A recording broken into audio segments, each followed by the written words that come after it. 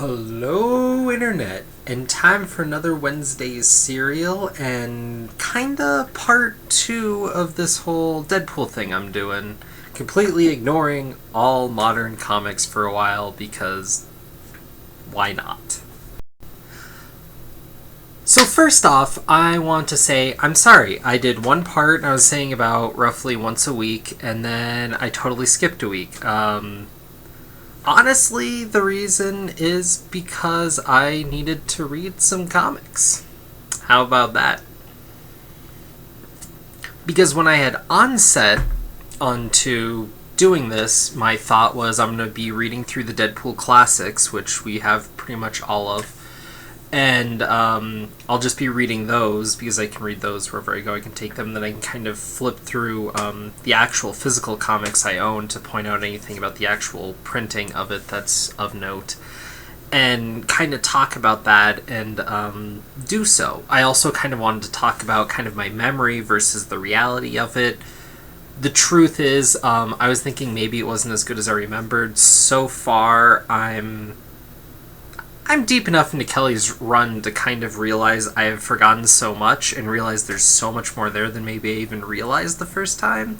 At the same time, maybe noticing some things that keep it from being less than completely perfect, but still so amazing. But beyond all that, I just realized that there was a whole chapter that I was missing, and that's what I want to talk about today, and that's why I kind of delayed a week.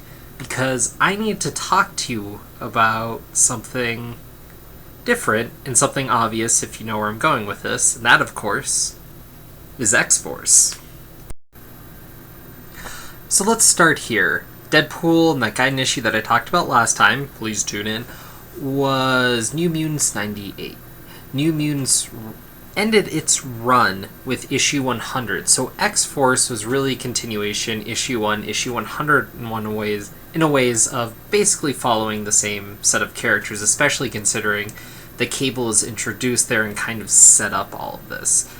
So, I mean, here we have Cable, Feral, Boom Boom, yeah, that's a dumb name, Shatterstar, Copycat acting as Domino, we'll get into that, Warpath, who's one of the few Native American characters in mainstream comics, just of note, and Cannonball, who is actually one of the more important players and is someone who's kind of an interesting character. If you're unfamiliar, I'd kind of see if you could look up some later comics with him.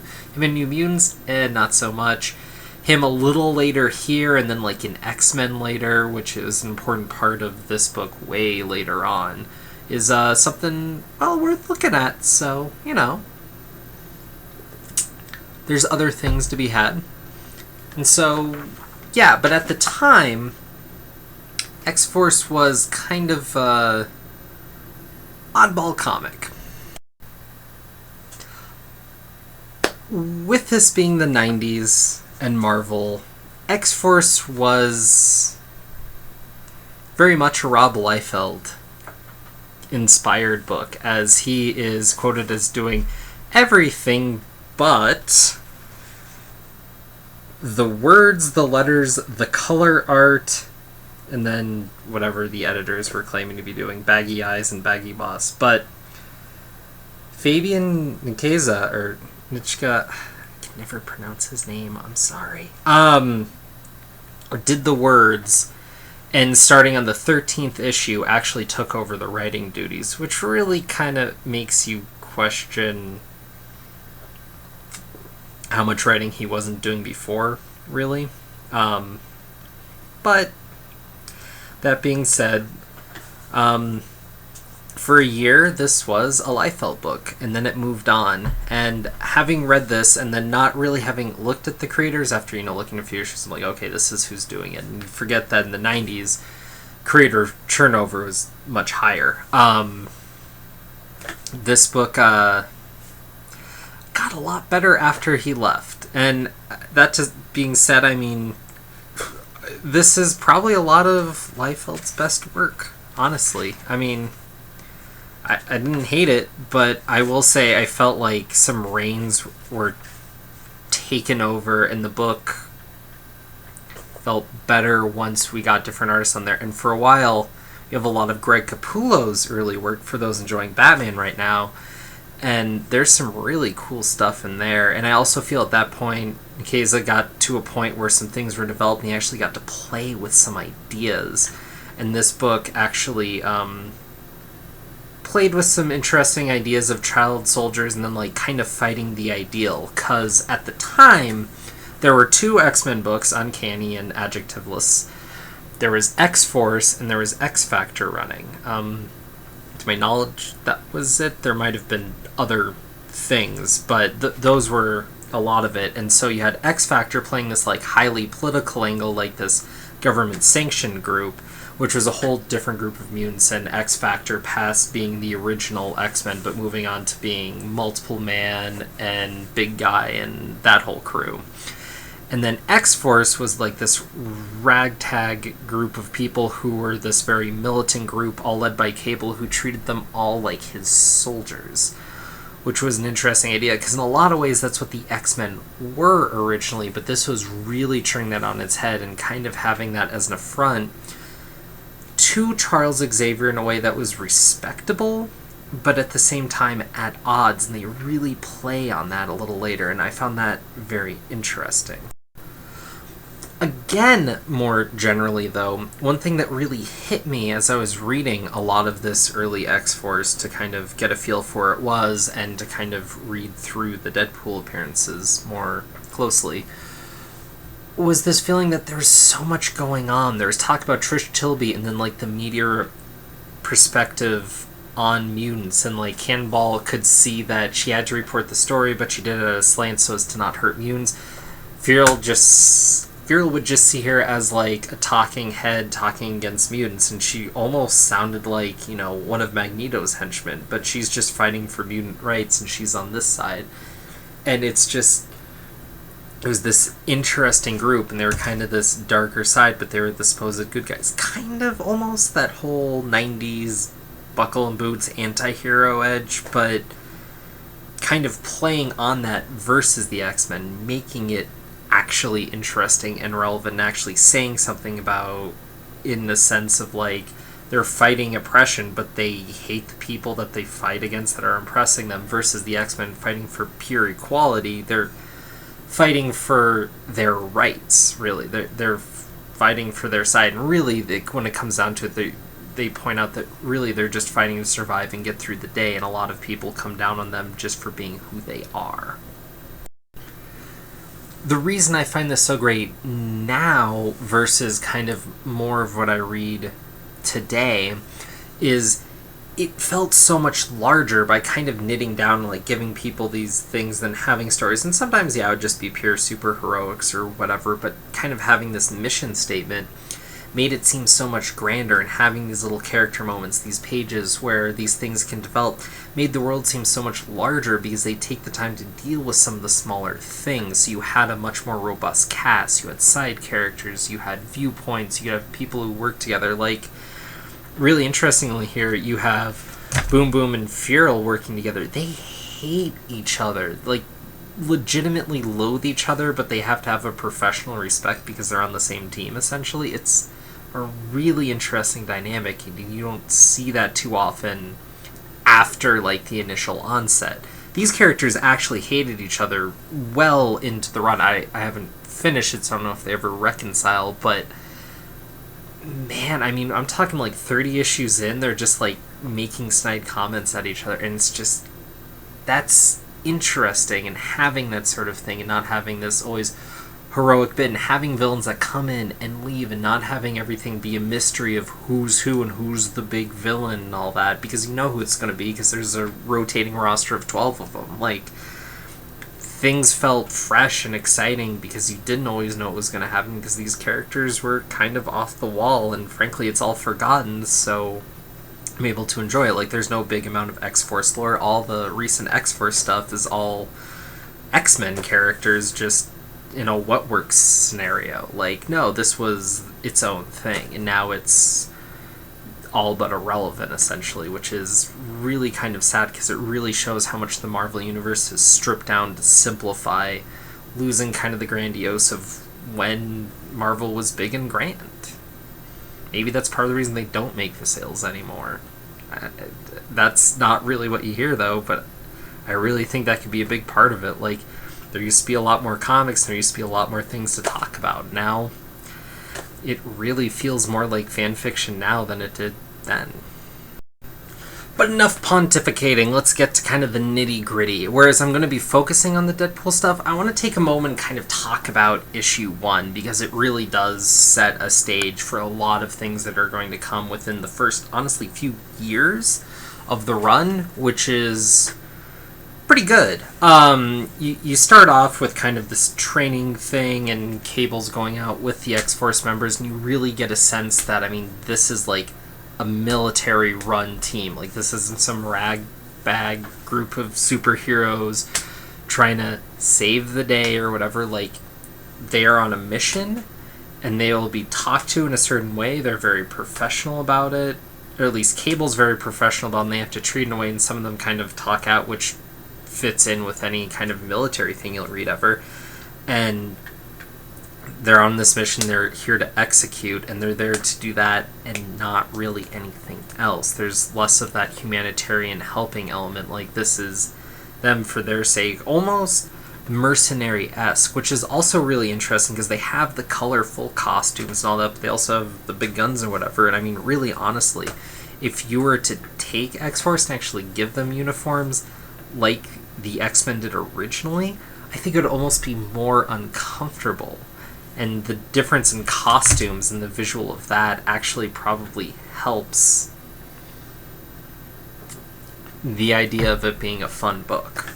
So there's that. We also get a side with Gaiden, who has Sunspot, Senor da Costa aside, and is kind of training him in a way and kind of having him under his way because Sunspot just hates Cable.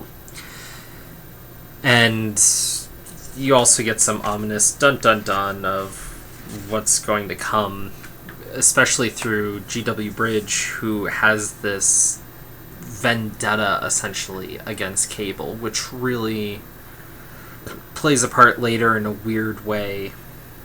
But hopefully we'll get to that in a minute. But then we have our second issue, and it is Kane, who will be known as Weapon X, which is kind of confusing because he's from the Weapon X program, and he'll be fighting people who were also from the Weapon X program, like Deadpool, and he's called Weapon X, and that's just weird, especially weird because that's also kind of a name for Wolverine as well. So, what? So yeah, Deadpool's back, but really it's just Kane and Deadpool fighting. Then you have set up in issue 2 to bring in Black Tom Cassidy and the Juggernaut for this weird crossover event where it was X-Force and Spider-Man dealing with this, and this crossed over with Spider-Man issue 16, issues 4 and 5 of X-Force.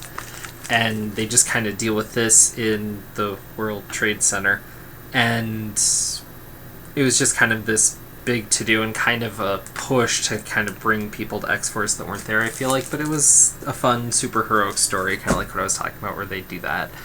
And Deadpool's actually in issue 5 for a minute, but it's really nothing much, and really building, at the time, what Deadpool was. And Deadpool was really just a villain. He was just a hired hand who was kind of mouthy, a little bit witty, and incredibly deadly, though he gets knocked out a lot.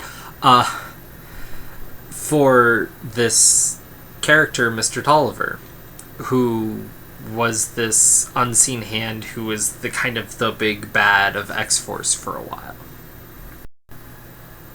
First of all, take a look at that Cable page.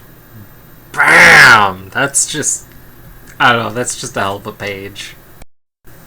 But I'm fast forwarding to issue 11, where it says Domino revealed, and you're like, what the fuck does that mean? So what happens is, actually, in this issue, it's the first time Deadpool actually fights X-Force. He's set up as actually being fairly deadly. And he takes out Shatterstar, who's kind of like the BA of the group, kind of like the pure warrior, but not necessarily the tactician or the leader. Like, he's just kind of the sword you put at people. And they really kind of played up here that when Deadpool's talking and being witty, he has his weird bubble around him to kind of point out that he has this weird voice. Of what that's supposed to denote, I don't know. It's yellow, so you kind of get a sense that it's not pretty. And yeah, so he takes out Shatterstar, then he goes and he takes out Domino, but he starts calling her Vanessa, and you're like, what the fuck? So you find out that Domino is actually kidnapped and has been ever since you've known her as an introduced character. And you have to kind of go back, and then you kind of find out later that Vanessa and Wade being Deadpool, have a lover's connection a bit, but it's obviously past, and it's this weird little moment where Deadpool goes from being just kind of this weird background villain that's shown up a few times, because this is like 5th appearance ever, and one where he has more really than just a few pages, and suddenly he kind of becomes a player in the game and not just this kind of villain of the week that would pop up a few times, more than just like a costume design and a few lines. Like, suddenly he has a connection to the story. So I mean, whereas he's shown up before, this is kind of the first time that he's kind of a character, and this is issue 11 of X-Force, so this is when Rob Liefeld was basically headed out from the book.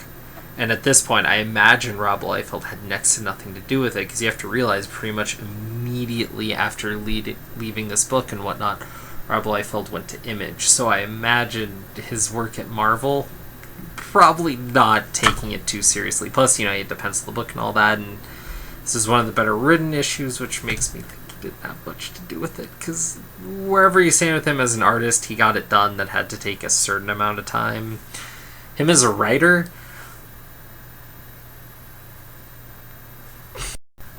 so now we'll jump to issue 15. Some things have heated up with kind of the Mr. Tolliver angle, and something's developed with Sam Guthrie, in particular Cannonball, as he's revealed to be an immortal, and there's this group of mutants who believe that they will live forever. That becomes more of a thing later. But in it, we have this kind of big confrontation between Deadpool and Cable, who haven't really interacted since the last issue, but that was just like, they're gonna fight. And then, but I mean, really since Deadpool's initial appearance. And here they are, duking it out. Can't you tell they're gonna be friends later? Aww.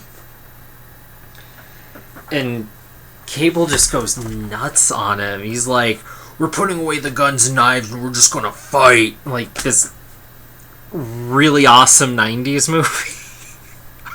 It's just so okay. And Deadpool gets up after Cable almost knocks him out, is like, time for round 2, and then something happens with some knives and real Domino gets cut loose and takes out Deadpool with a few shots, and Deadpool's knocked out again. And then at this point, there's some weird stuff with Mr. DaCosta, where X-Force actually regains him in a way and moves on, but loses him again because he dates Cable and is under guidance influence. So, whatever. But at the very end, you see Deadpool looking for Vanessa, and he teleports away, which is kind of interesting. Because he started off with the teleporting power, essentially. It was technological, it was something he had, just above having his healing factor.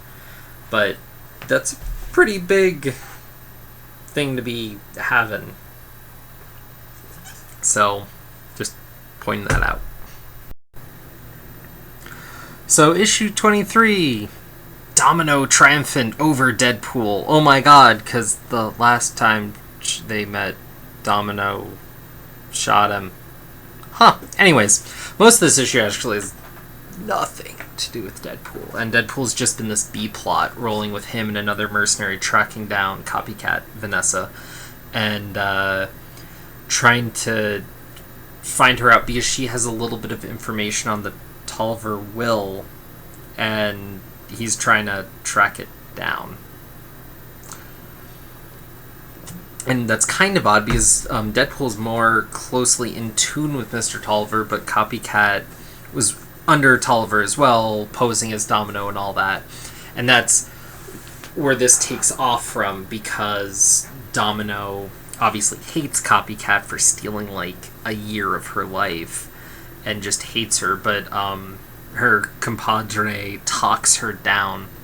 His Copycat says to Domino after knocking out Deadpool that she knows where X-Force is, and so she can hook Domino up with Cable's soldiers. And I should mention at this point, actually, Cable supposedly disappeared for a while. This is kind of when they were really playing at the time travel thing. So he disappeared off into his own miniseries, and then he came back in issue 25 as a part of Fatal Attraction, which was kind of this weird almost crossover, which was most notable for having the moment when Magneto ripped out Wolverine's adamantium, because the X-Force was much more integrated at that point. But Cable is a big player in that, and that wasn't too long. This issue was pretty much immediately after the whole Executioner song, so the whole Cable Strife deal, which is when Cable left, was at the forefront of minds, and Cable had kind of become a big player because he was the focus of one of the early big X-Men crossovers, and to this day one of the most highly regarded from what I understand. I certainly think it holds up. If you haven't read that X-Over, check it out. You can actually go pick up all the issues for not much because it was the 90s and they overprinted everything, so you can find that stuff. Or you can just find a trade. That works too. Probably more expensive, rare case of that. But aside. Deadpool has a weird point here, but more to the X-Force point since we're here. This is an interesting point where Cannonball had dealt with Gaiden before and promised Gaiden that as long as Gaiden didn't fuck with him, he wouldn't fuck with Gaiden. But Gaiden had captured some of X-Force to kind of get his attention and kind of prove in a way to Gun-3 the path that he's going down, being with X-Force and following in Cable's footsteps. But Cannonball kind of has this discussion with Xavier again, and X-Force had been kind of kept up with in the X-Mansion following Executioner song because supposedly they'd be brought in, but they hadn't really committed any crimes that nobody else had really committed, like the X-Men, so and they point that out, and so they're kind of away, but Cannonball and Xavier kind of have this rapport for a while, where Cannonball's kind of trying to find his path and kind of debate out with Xavier and whatnot, but Cannonball's saying, if I break my promise to Gaiden, I'm no better than him. So he kind of has this, like, teenager way of going about it, where he finds this loophole where he's like, he sends X-Force to go get X-Force back, and he writes a note saying, Gaiden, I didn't interfere. My team just went to get my team back. If you don't I didn't interfere with your affairs, so stop interfering with mine. And it's just this weird, like, you found a loophole in the logic, but really, but he wasn't there. And it was just this odd, funny little moment. So, I don't know. It was this interesting bit, and that's part of where the writing kind of got better, because you saw this character struggling with the morals and all that. He's like, I found a way out, and really, kind of, but I don't know. It was such a weird, kind of awesome moment to me that I wanted to bring that up. Now, break, pause. I'm going to get ahead of myself a little bit because I'm on X Factor, and there's really only 2 issues I have left to talk about. These take place essentially 3 videos from now, if you want to look at it that way. So there were these appearances that I've talked about thus far. Then there are going to be 2 mini-series that I'm going to talk about. One in particular is relevant to this. The first one, not even so much. And then we launch into the big Joe Kelly arc run, which is really the crux of all this. But I just want to talk about these two issues because I'm here and whatever, it's part of the X-Force, and this is my X-Force video, and I'm not making a video for these two issues, so bam, come back to this if you want later, whatever. So X-Force 47, Deadpool and Siren break out, and I should point out X-Force had moved on. We were past Fabian, and we were on to Jeff Loeb, and kind of artist of the moment, whatever. But this is, so that means this is really kind of truly the second interpretation of Deadpool. Deadpool had guest appeared in Secret Defenders at some point, but it was not a big deal. So whatever. Bam. This X-Force issue, where are they breaking out from, you might ask? Well, where else would you bring a crazy person but a mental institution? Siren had gone in to investigate, sent by both Cable and Professor Xavier, and she kind of got left behind. And so she calls in Deadpool, and Siren manages to escape, but in the last minute is given forced amnesia, and Deadpool's kept there. But by who, you may ask? Dun dun dun. By none other than the fearsome Game Master disguised as a little boy! Now what's funny is the second part is issue 56, so it's like 9 issues later, basically a year's worth of comics later, and they kind of pick up this plot, really pointing to the fact that Deadpool is kind of this B character in the X-Force universe, and kind of oddly the only reason that that probably these two issues came up is because they wanted to kind of bring that up before they launched into a Deadpool series. So as much as Deadpool's considered as part of the X franchise, he really had only dealt with X-Force at this point, and only the X-Men in a comic that I'm just going to mention cursory because that's all there is to it. There was this Toys R Us special one issue off of the X-Men where they fight off this weird Sentinel thing, and a bunch of villains bring the Sentinel to fight the X-Men, and Deadpool's part of that because he was hired on, and that's really the only reason in canon that the X-Men would know who Deadpool is and a lot of the other Marvel Universe. So I guess that comics technically can't, not that it matters, but yeah. But what's interesting, this 56 issue says a lot of things. First off, Siren, the reason she doesn't come to save Deadpool first, like I said, she was given amnesia, essentially, by the Game Master, which is comics. So she remembers in this weird little flash talking with Shatterstar. So Shatterstar and Siren go to break Deadpool out, and there's kind of this point about the fact that, like, Professor X and Cable didn't really know what's up in this weird thing, and it plays to a big part of Game Master playing with their minds in this really weird way. And the comic actually ends with him shattering Shatterstar mentally by saying that his whole identity as Shatterstar and being from Mojo World was this bizarre concocted myth, and that he's actually just a regular guy that he gave this bizarre illusion. So that's weird. That was an interesting little arc, and definitely one of the stronger points, especially of some of Jeff Loeb's run.